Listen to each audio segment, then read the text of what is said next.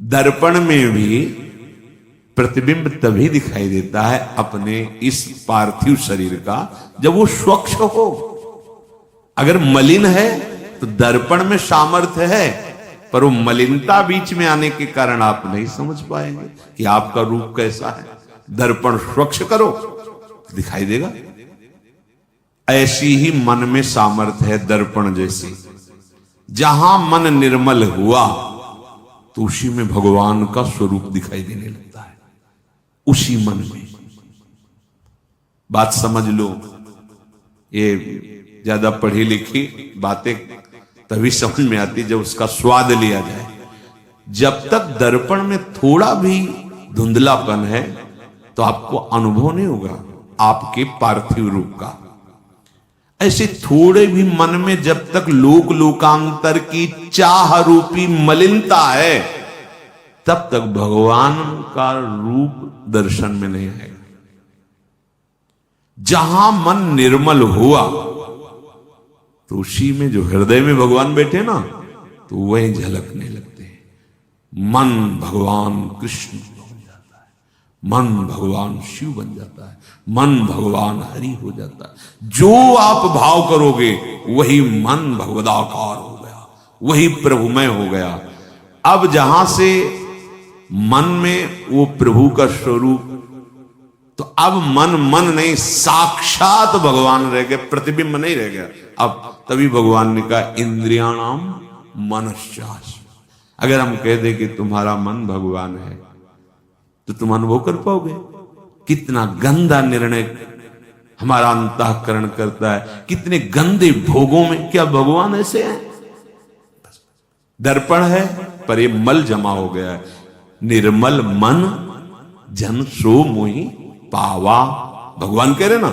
अब हमारी जितने मनुष्य जन्म की योग्यता है, क्षमता है, वो इस मल को साफ करने के लिए है। हम क्या कर रहे हैं? और ऊपर से लेप कर रहे हैं, व्यभिचार करके, मांस खा के, शराब पी के, चोरी करके, हिंसा करके, पूज्य जनों का अपमान करके, शास्त्र भगवान की निंदा करके, वैष्णव द्रोह करके इतनी परत जमा कर ली गंदगी की। अब हम कहते हैं कि हमें दिखाओ। तो भाई प्राकृतिक वस्तु तो है नहीं, वो तो चिदानंद है, तो उसको चिदानंद नेत्र चाहिए प्राकृतिक। अब करो आप उपासना तो आपके मानस नेत्र खुले, फिर आप निरख नयन हरिवंश निकस कुंज ठाढ़े भये भुजा परस्पर अंश श्री राधा वल्लभ मुख कमल निरख नयन हरिवंश। भगवान हैं, मिलते हैं, ये बहुत छोटी बात है। छिन छिन बिहरत संग छिन छिन निरखत। एक सेकंड के लिए कभी विलग हो तब ये है ना है कि ये सब प्रश्न बातें।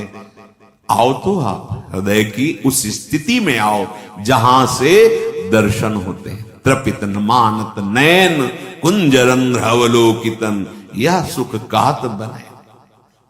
कैसे?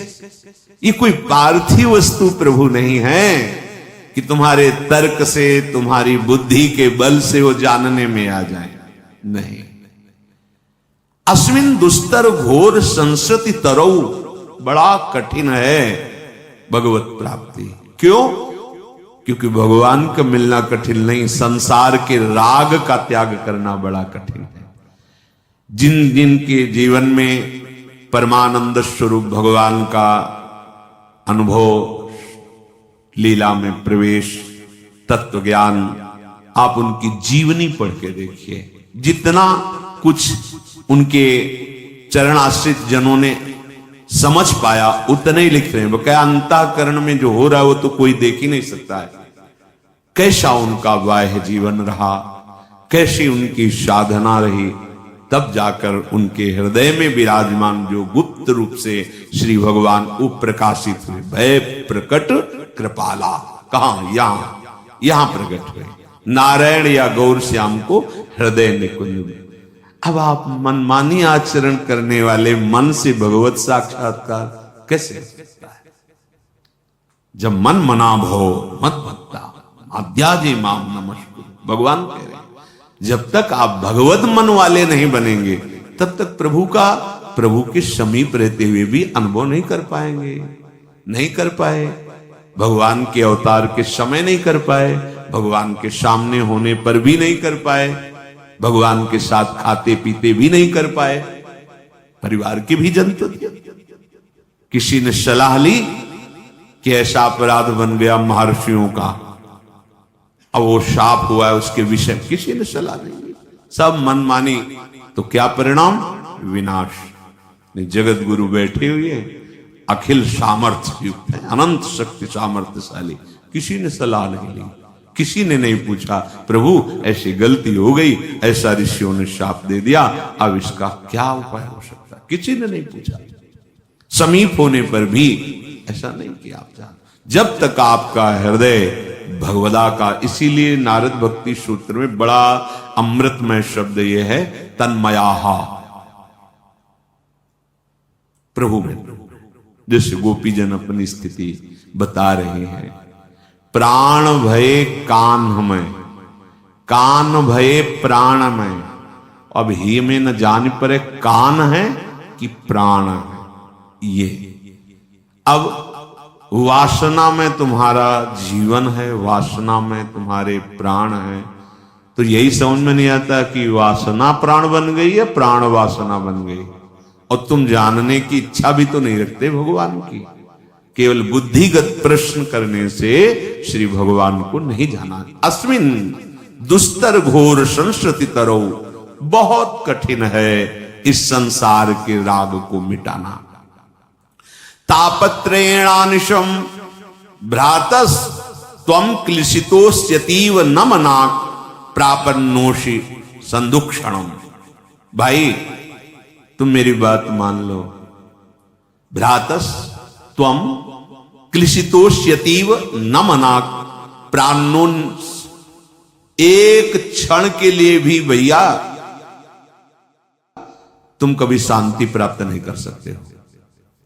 भ्रातस्त्वम, ये जो क्लेश हैं मन के, तन के, दैवी, प्राकृतिक, तुम्हारे कर्मों के, एक क्षण तुम्हें शांति प्राप्त नहीं होने देंगे। न मनाक प्राणोषि संदुक्षणम, एक क्षण के लिए भी तुम्हें कभी शांति नहीं मिलेगी। नैकम साधनम अस्ति, क्योंकि तुम कोई भी भागवतिक साधन नहीं कर रहे हो। जैसे कोई कहता है कि जब कल्याण अपने ही करने से होता है, कई बार चर्चाएं हुई कि आपको अपना कल्याण करना होगा, तो फिर किसी की जरूरत क्या है? हाँ, नहीं जरूरत है किसी की, पर कैसे करोगे अपना कल्याण, इस जानने की तो जरूरत है। अब जब जानना है तो प्रणिपातेन प्रश्न है, जाओ शरण में हो, चरण में पढ़ो, दैन्य बनो और जिज्ञासा प्रकट करो। फिर तुम्हारी जिज्ञासा वो जब पूर्ण करेंगे तो तुम फिर जान जाओगे। जो साधन बताएं, जो मार्ग बताएं, जो रहनी बताएं, करना आपको ही है, पर क्या करना है आपको पता है? नहीं पता। आप करके देखो। बोले नहीं हम राम राम कहेंगे तो हमारा सब काम बन जाएगा, ये तुम्हारे अंदर किसी के कहने से आया है, किसी के शब्द से आया है। सुना होगा, पढ़ा होगा, वो गुरु ही है जिसके शब्द से हमें ज्ञान हुआ कि राम कृष्ण हरि बोलने से, नाम जपने से मंगल, उसी को मानो, आगे बढ़ो, निकल जाओगे। ऐसा अवहेलनात्मक अभिमान का भाव किसी की नहीं है। जब वास्तविक चलोगे ना तो कोई और है ही नहीं, कोई और है ही नहीं दूसरा, वही प्रभु है। पर ये सब तभी जानने को मिलता है गुरु कृपा ही केवलम। जब सदगुरुदेव भगवान कृपा दृष्टि करते हैं तो उनकी दृष्टि के सहारे हम वहां पहुंच जाते हैं। कहां? जहां हम हैं, जहां हम हैं वही पहुंच जाते हैं उनकी दृष्टि से। अज्ञान तिमिरांधस्य ज्ञानांजन शलाकया चक्षुरुन्मीलितम मेन तस्मै श्री गुरुवे नमः। तो कह रहे नैकम साधनम अस्ति, वो तुम्हें साधना ही नहीं मिली जिससे तुम्हें आत्मबोध हो जाए, जिससे तुम्हें प्रेम प्राप्त हो जाए। देखो शुभ कर्म और भगवत प्राप्ति की साधना में बड़ा अंतर है।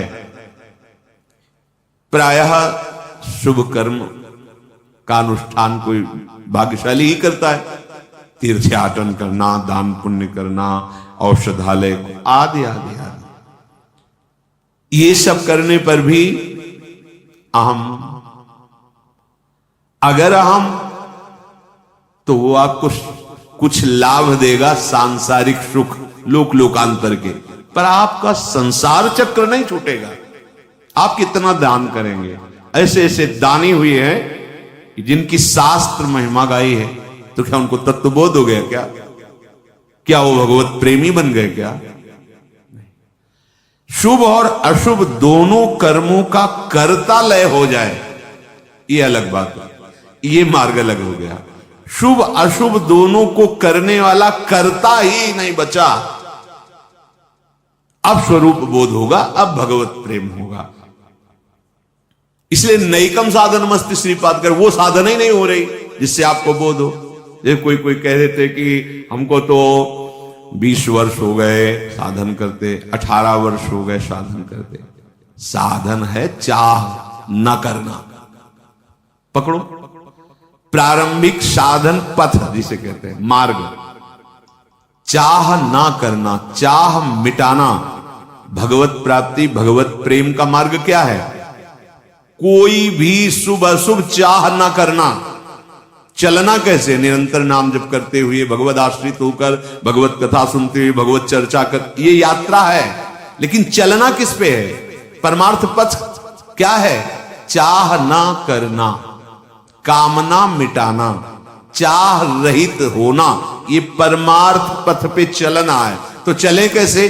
कदम है नाम जप करना, नाम कीर्तन करना, भगवत चर्चा सुनना, भगवत चर्चा करना, भगवत सेवा करना, ये हमारी यात्रा चल रही है।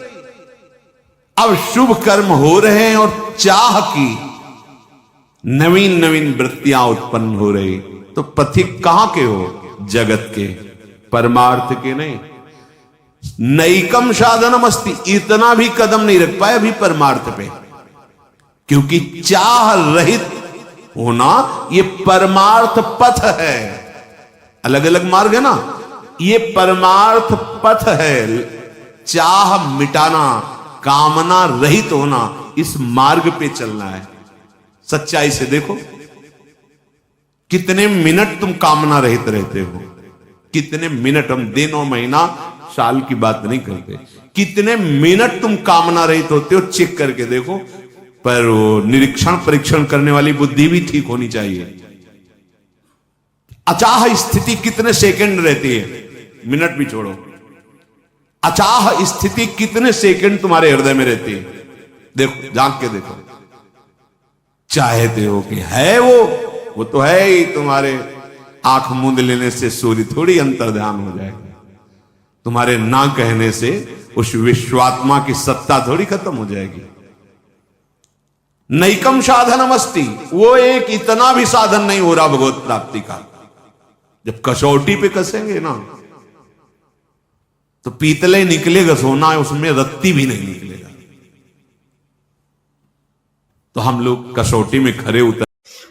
पूज्य गुरु महाराज की मानिए और अपने मन को दर्पण की तरह स्वच्छ कर लीजिए।